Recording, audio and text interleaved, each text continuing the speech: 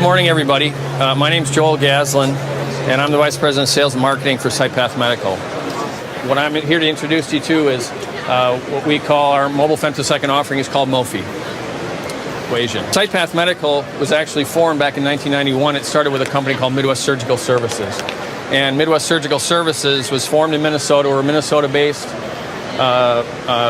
Minnesota-based provider of mobile phacoemulsification services. So if you think about when phaco was beginning back in the late 80s, early 90s, people were looking for ways to gain access to that technology, and Midwest Surgical was formed as a means to help people go out into rural towns and offer care closest to home. So while they wanted the device, they also wanted the expertise that came along with the certified surgical technician who came along. They came to appreciate that service and the ability to access the technology. So kind of while this is all happening in the cataract surgery world, at the same time in St. Louis, Laser Vision Centers was starting mobilizing the excimer laser to meet the demand for excimer laser for those folks who may not have the volume or the capital to access that technology. So we've always been able to respond and meet the needs of technology as it's moved through the continuum of development in ophthalmology. So it's hard for me, having been in this business for a long time, hard to imagine kind of a more perfect convergence of a market opportunity with femtosecond laser for cataract surgery and the expertise of a company with Sightpath between our ability to mobilize lasers, high technology with technicians, and the cataract portion of our business all coming together at the same time. Here's the process that we went through to really make it so we're here today with you and we can offer you a good service. So we began the project back in July of 2010. We started working with who is now the market leader and was really the first into the market, and that was the Alcon LensX laser, and we've worked very collaboratively with them along the process. So my hope is everybody understands that they're involved in this. It's with their blessing, and we're very grateful for the partnership that we have with them in bringing this to market. So the validation really began first because they said, oh, okay, we want to make sure that you can first mobilize a wave light laser. So we did that successfully, and their engineers looked at it, checked it out after it was installed and deinstalled and moved and all the things we did, and they said, okay, that's fine. So they gave us our blessing, and then we next moved on to the LensX laser, and we went through a very similar process, but then we had to, on 20 successive occasions, install the laser, fire it, take measurements, deinstall it, move it, and then they went through and looked at everything, and they said, yeah, okay, it works. And the reason it does that is our proprietary cart system. It rides on air all the time, so except for at the time when it's going to be used, it lowers back down onto the floor, so it's sitting on its original feet, basically. So we haven't altered the device. It performs to the manufacturer's specifications. And so the result of all this is that Sightpath Medical is the only manufacturer-approved supplier of mobile femtosecond laser for cataract surgery. So I talked a little bit earlier about LVCI and MSS and the fact that we have an engineer who travels or a surgical technician. So I wanted to help you understand that comes along with this as well. So I'd like you to meet Ben Kohler. Ben Kohler is our first manufacturer-certified laser engineer. Ben's background is that he was an interlaser engineer for us. Did that for about 6 years, so he had been through all that certification, and he went through the training that was required through Alcon, so he's to the same specifications as an Alcon engineer. And the nice thing about having a Ben Kohler along on your surgical day is if the laser breaks down or isn't working quite right, they have the expertise and training that it's basically like having your service technician there, and they can 95% of the time, unless it's a major failure in the device, they can get it up and running. So people really appreciate that the first time that they have a case day that's rescued, because they have someone right on site instead of having to wait for someone to come along. So what are the site requirements? So when we come, we learn in our excimer days, especially that there are some limitations of where we can go just for physical size. Now, you'd be amazed at some of the places we've been able to make work where we can get things around corners and in and out of doors and all the different things. So but the point is that we come along and we send out a site requirement, and we actually send someone who comes and makes sure the device can get to where it needs to go. So that's from a physical standpoint, so you can see, talk about some of the requirements that are there. But it's also important that humidity and temperature, which you all have, that if we're going into an OR, that shouldn't be an issue.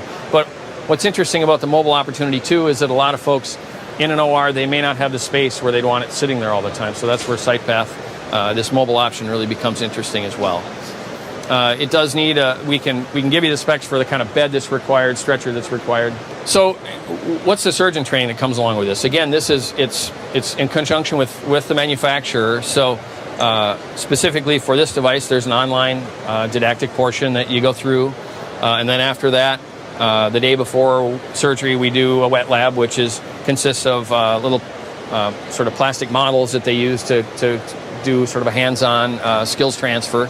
And then the next day, it's with a proctored clinical application specialist who is there for you to do 10 cases. So here's a video that'll show you sort of what the process is that we go through.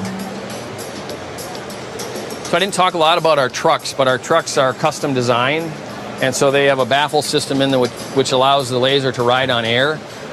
To me, it's a lot like when you go through and you see this, it's a lot like kind of a baby carrier where you take your child, you strap it in, and then you strap that into the car. Our laser rides on air.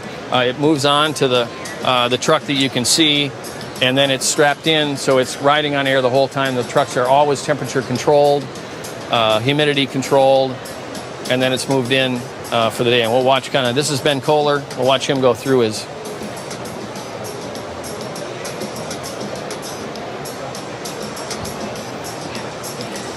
This whole process right now takes about 2.5 hours to kind of go from start to finish for install, and typically we learned in our refractive business that time starts to compress as we get better at it. Now what I'd like to do is turn this over to one of our surgeons that we've been kind enough to work with is Dr. Larry Patterson in Crossville, Tennessee, and it's been a pleasure to get to know him, and I'll turn it over to you, Larry.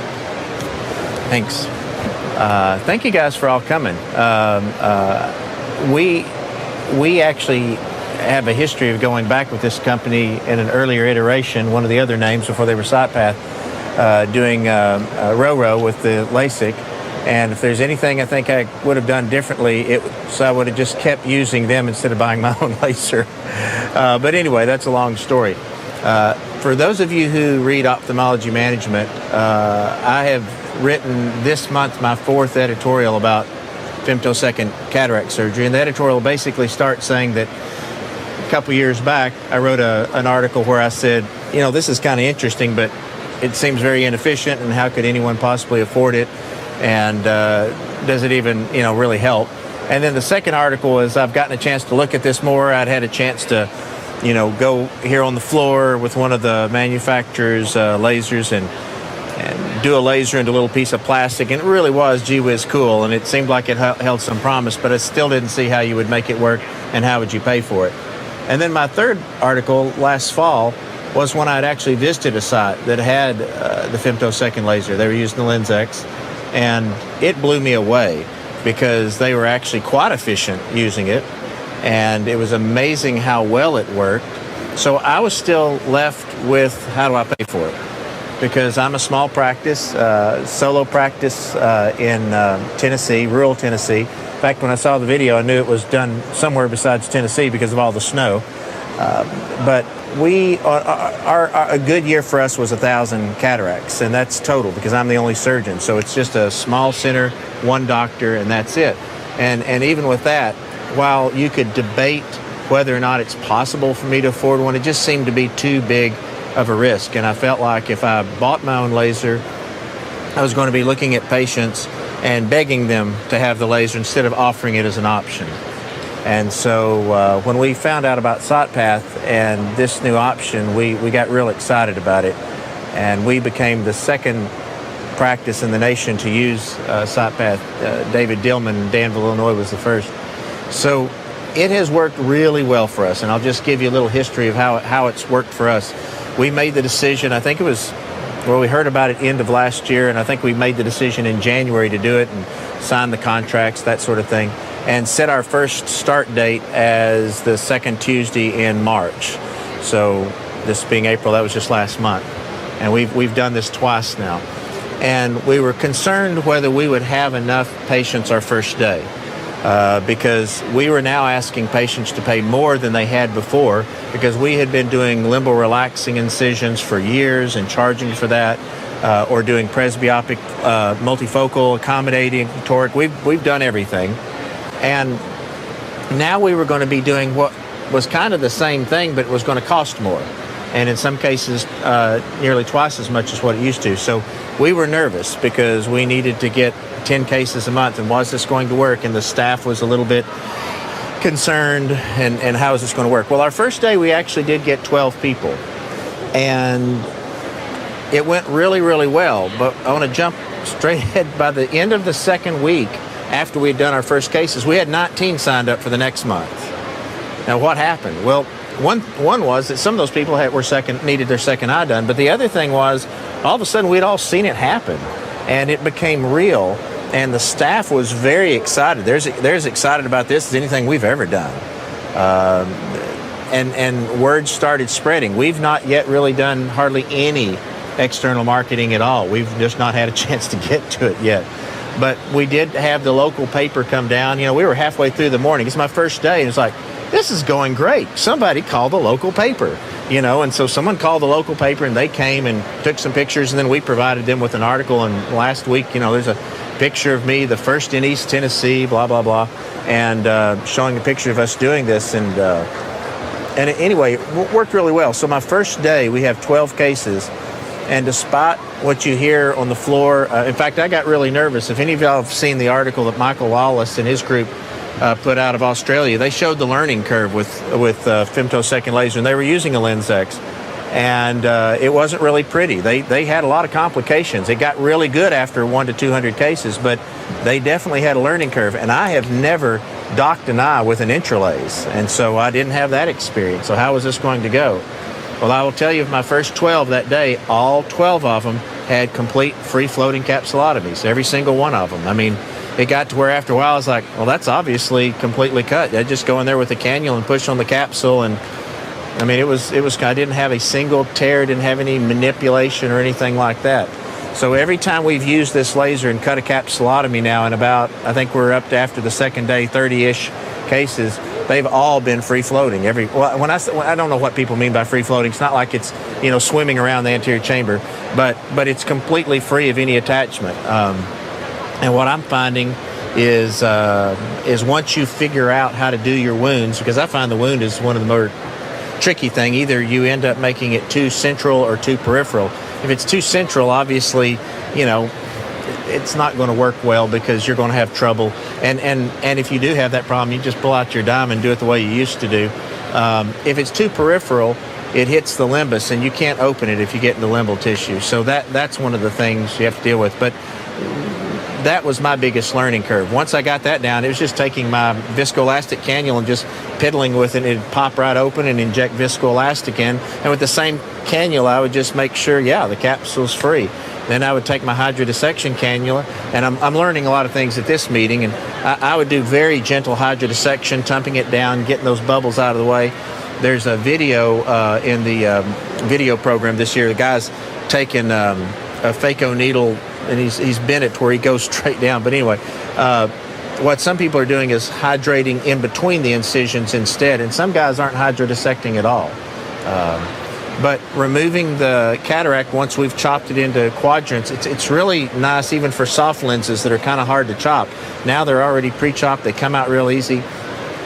I will say the thing you hear people talking about when you first starting with this is concerns about the cortex. For some reason, we had no problems with it at all. And I'm using a regular INA tip, metal tip with a silicone sleeve. For some reason, I've not had trouble with cortex on any of our cases. So I don't know why some people are having trouble and some aren't. But anyway, I'm just saying that we started off, it worked really well. It was very smooth. We're not having any complications, any issues. It shocked me how well it went. People obviously ask those questions about, well, are you concerned about mobile and that sort of thing? It's working really well. I'm feeling like I'm getting every bit as good results, if not better, than the guys who have one that's been sitting in their office. I think as far as if you're in a situation like I was, you're on the fence trying to decide what to do. If you're on the fence at all, this is the way to go. You may decide a few years from now, okay, I want to buy my own. But I think this is the right way to go for most of us for so many reasons.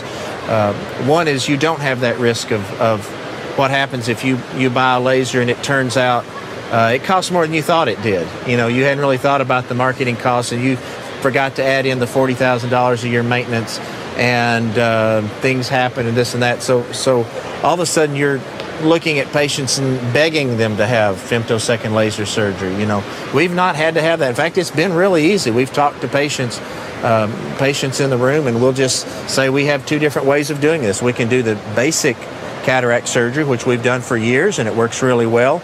Or we have some new advanced techniques that involve laser surgery, and we talk to them about stigmatism correction or toric correction with a toric implant, or the premium lens with multifocal accommodating. We tell them what their options are. I don't really lead with the refractive options. I now mention the laser on the front end because it gets people's attention. And you have plenty of people who have a little astigmatism. They're good candidates. They really don't care whether they wear glasses or not. They really want to have the laser done. We're still charging them for the refractive portion of it. You guys know all the rule about you can't charge for the laser and that sort of thing. To kind of summarize what I'm saying, it works really well. As I'd mentioned, one reason for doing this is financial. It's just safer. But the other thing is potential obsolescence. Everyone remembers the Sunrise laser. You remember the Summit laser. The first one out there this may not be the laser we're all using 5 years from now. But in my practice, I cannot afford to buy a laser and then 3 or 5 years from now upgrade. I still have my same excimer laser that I bought 10 years ago. It's a little out of date. It hasn't had its upgrades, and it still works real well, but it's not the laser I would buy if I were going out today. This is going to be able to keep me up to date. And so anyway, that's in summary our experience and why we chose what we did. And any of you guys got any questions, just shout them out. How did you get the first 12? How did I get the first 12? I was just real honest. I told people, I actually used the same talk I'm using now when I'm using, I said, after we talked about the cataract surgery and the options and risks and all that sort of thing, I said, we have two options. And I said, we've got our basic package that we've been doing for in my case, about 25 years. That works real well. And I don't, something Paul taught me, one of his said, don't denigrate the regular stuff. I tell him it's really good. It works well. We have a new way of doing it. And I basically tell them it's more precise, it's more accurate, and basically it's safer. I'll go into a very short spiel that I'm still working on about how I can do a very good surgery with knives and blades and needles. And I kind of use knives and blades and needles as lions and tigers and bears, oh my. I kind of do that, but I'd say we can now do that with a laser. And I don't get into details about how the laser locks onto their eye and sucks onto it, because I don't know, that doesn't bother you and me, but we've seen that sort of thing. But for most people, talking about sucking on an eye is just unseemly. And so I tell them that the laser locks onto the eye. And I tell them it's like, like the jet locks onto its target. I said it locks onto it. And I tell them it blows your eye up on a big screen. And I said, I can actually, I'll look at the patient and say, I can actually take a mouse and I can move your wound wherever I want it to be. And I can manipulate everything on the screen. And I say, and when I've got everything the way I want it to be, I just say, hold still, and we push a foot pedal, and for about 30 to 40 seconds, the laser does its work. Then we move you into the OR. And I said, and our operation is much simpler and safer and quicker now, because the laser has done all of the heavy work. It's done all the cutting. So now we just open the wounds that the laser has cut, and we remove the cataract that's been opened and broken up into little pieces, and the whole thing is just, that's essentially my speech. It's probably about a 60-second speech. We are not yet, again, this is really new for us. At some point, we may be sending things out to patients ahead of their appointment, telling about their options. It may be the techs are prepping them a little bit. For right now, I'm basically sitting there just telling the patients one-on-one. I'm trying to allot a little more time in my schedule for my cataract workups than I used to. So that's kind of how we're doing it. Anyone else? Yeah. What's your upcharge for using the laser? Right now, what I'm doing for the majority of our patients that use the laser are just using the astigmatism refractive package where we're doing LRIs, and I'm charging $1,300. I was charging for the same thing before. I was charging about $650 to $800 in that range. We are amazed that now that we're doing it with the laser, we have more people paying more than we did before. In other words, because of the laser and excitement about that from the patient's perspective, we actually have more people having the astigmatism package than they did before.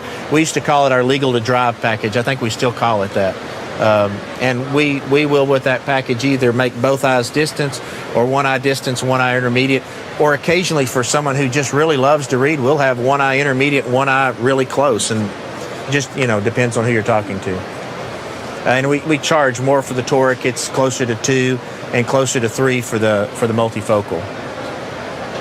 I will tell you, it's really nice, and we were very pleasantly surprised how smoothly these first cases went. And I'm expecting that previously, when our conversion rate to some sort of refractive package was probably 15 to 20%, I think we're already getting close to 25%. And I think by the end of the year, we'll be at 40%, something like that, just as we get more experience, as we get more comfortable.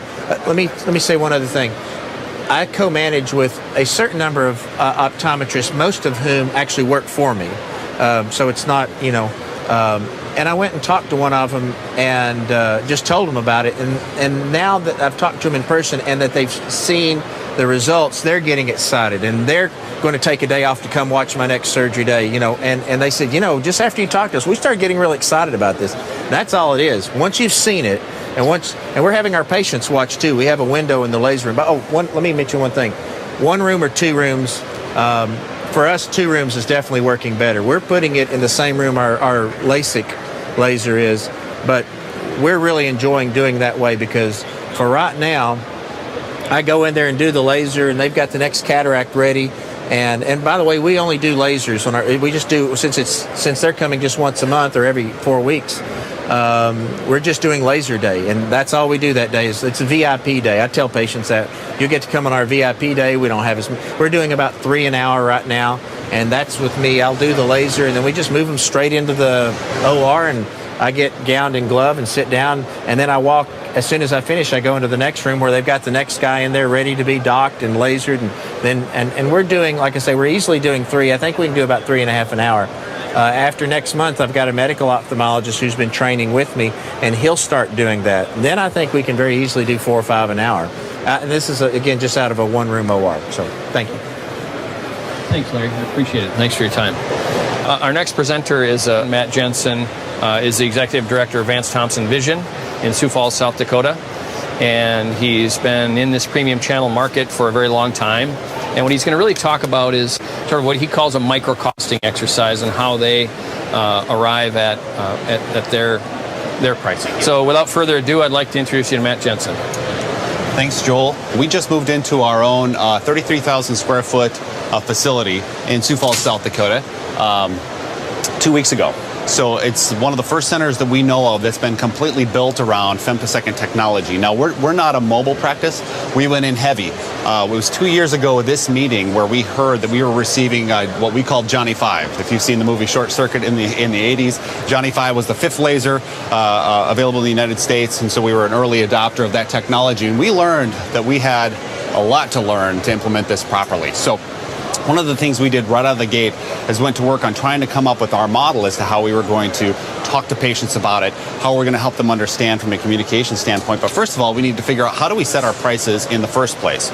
And so this is part of a larger series of talks about how operationally to set up every step of your program that Sightpath and their team have been influential in developing. But some of the items covered are micro-costing, training for your team, patient education, the informed consent process, because that's much more robust with this combined with advanced technology lenses than it's ever been before. The forms that you use to help hardwire some of the work that's going to happen. The choreography, meaning some of the last questions with Dr. Patterson is, where does a patient go? How does it add for time? How should I set up my space? And then how do you message the community and build demand for it down the road? So we're going to start just very early on by talking about the how, just the microcosting. How do we talk about price in the first place? Our LensX experience over the last 2 years is pretty robust. We've done approximately 2,200 cases. I'll give you some of our first impressions and where we think we're headed, because we did a lot of things wrong starting right out of the gate. Before we received the laser 2 months after this meeting 2 years ago, we had set up our program several different ways, and by the time we went to our advisors in the field, whose names you know, who write a lot on this topic from a compliance standpoint, we wanted to make sure that our ship would sail when we set it out to sea. And so we took a lot of different models to those advisors as to how we'd set up our program. And I'm going to walk through some of the mistakes we made before we actually brought it to market. So first of all, we thought, our prices ranged, just to give you a range and not give actual prices, our prices ranged between $1,600 and $2,200 an eye for the refractive IOL portion of cataract surgery. And we just thought, like LASIK, some of the pricing in LASIK is not necessarily based on some of the microcosting. It's based on market fluctuations. And so we thought, well, why don't we just add $1,250 to our total refractive IOL pricing? That's what we were charging at the time for AKs, and so we thought that would just be an add-on to our current pricing model.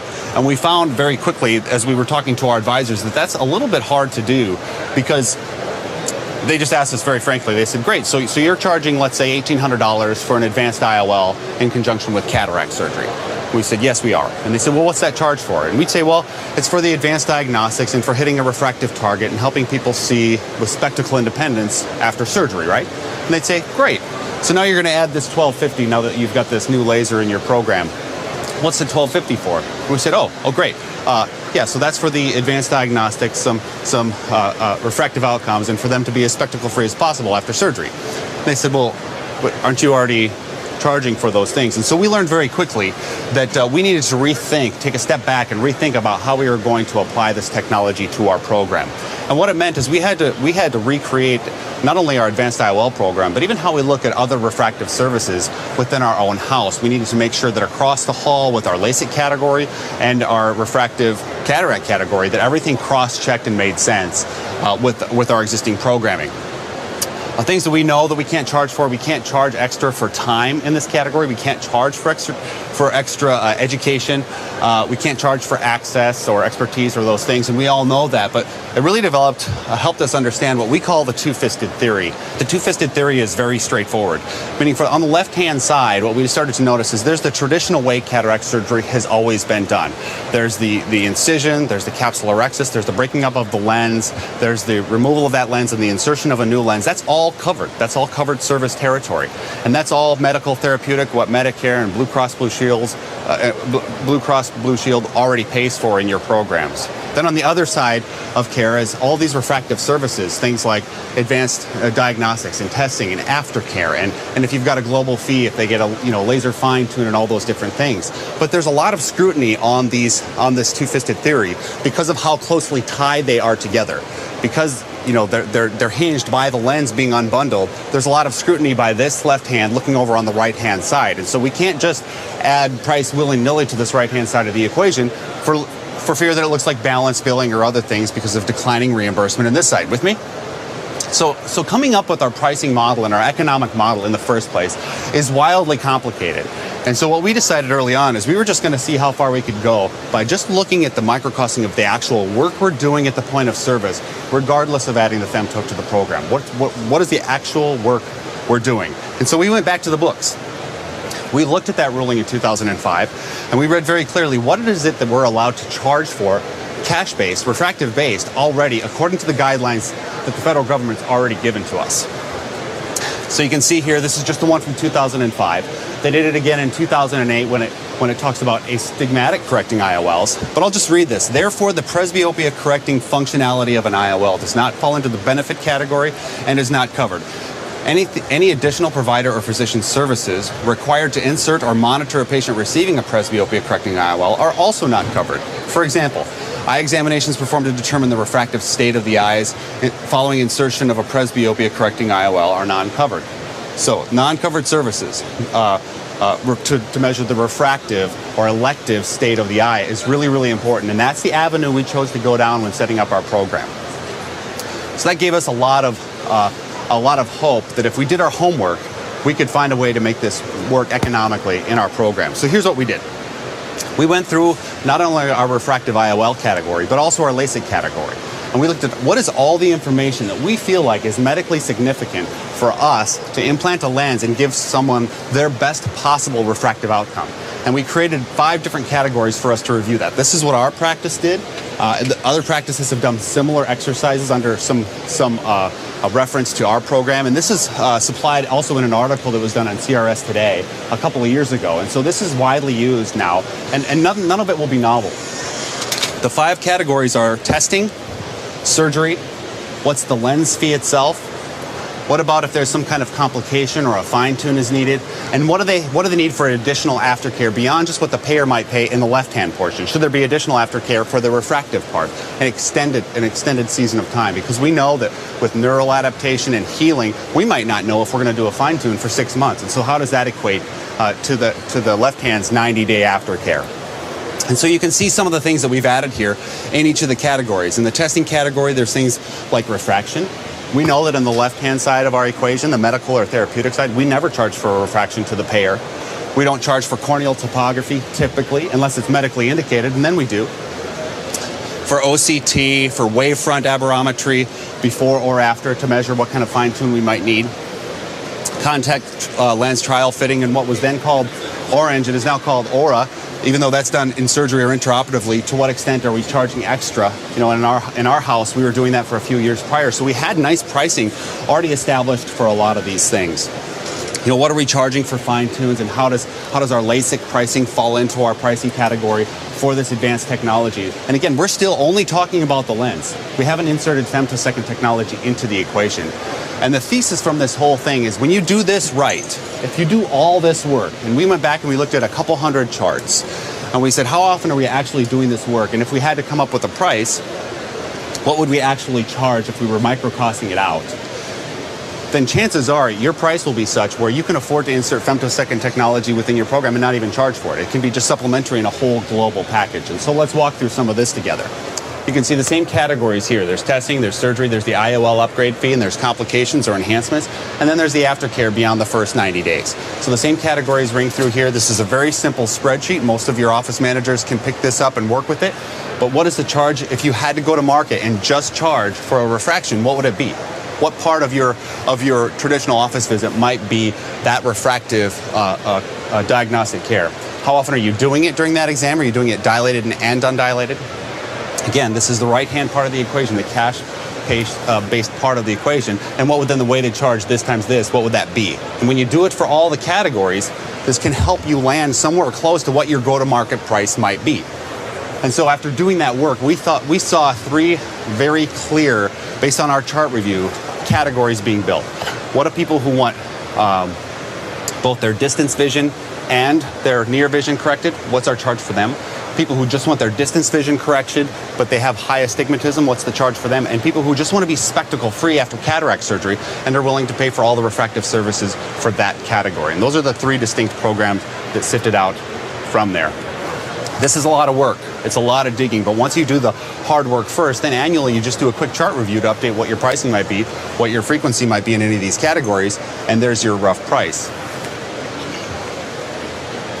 What we learned then is I'm affiliated with an organization who has gone to market and interviewed most practices who have installed this technology mobily or otherwise and how they've gone to market. Now, this is some of the data that I'm going to show you from the survey last year, hot off the presses just a couple of days ago. The study was completed for 2012. And so this was done in spring of 2012. The 2013 study reviewing the last year's data for all femto uses was just completed, and it's floating around this meeting. But here's what we found early on. Of the centers that were using it, most were using a multi-tiered program like we talked about, the something for distance, something for astigmatism, and something for presbyopia. All of them on average, you can see the total number of cases. Of the cataract cases that were included in this study, nearly 60,000, almost 6,000 were using the laser, so 10% conversion.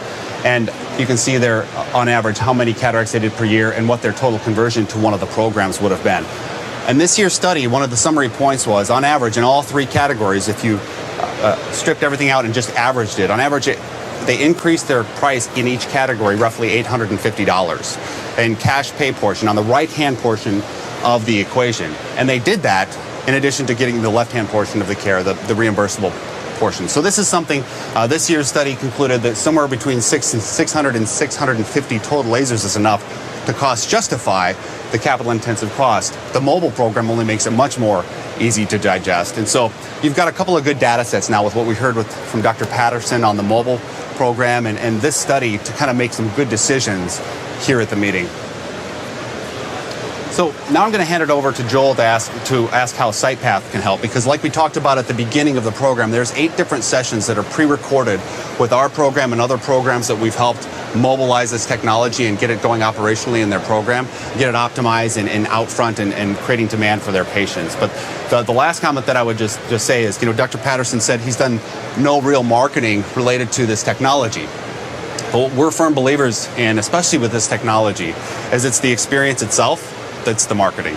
People are walking out and they're talking about it. They're talking about it like they did in the early days of interlace being added to LASIK. And it's the combination of 2 very good categories, the refractive part of cataract surgery and the most sexy part of the LASIK category being combined into one. And just to conclude, we've talked about sort of what we did to bring the product to market, how it really fits in with what Sightpath's area of expertise is. We say it's in our DNA. And then Matt talked a little bit about implementation. He gave you just sort of a taste of our program that we call our 75-day implementation program, which once you get started with us, we're happy to work you through it. It's a series of modules. It's self-directed. And one of the highlights to it is the goal of our implementation program is not to build any kind of a brand that we have. It's really to help you build your brand. And our hope is it also may have a drafting effect on some of your other things that happen in your practice. So with that, I thank you for your attention, and thanks for coming.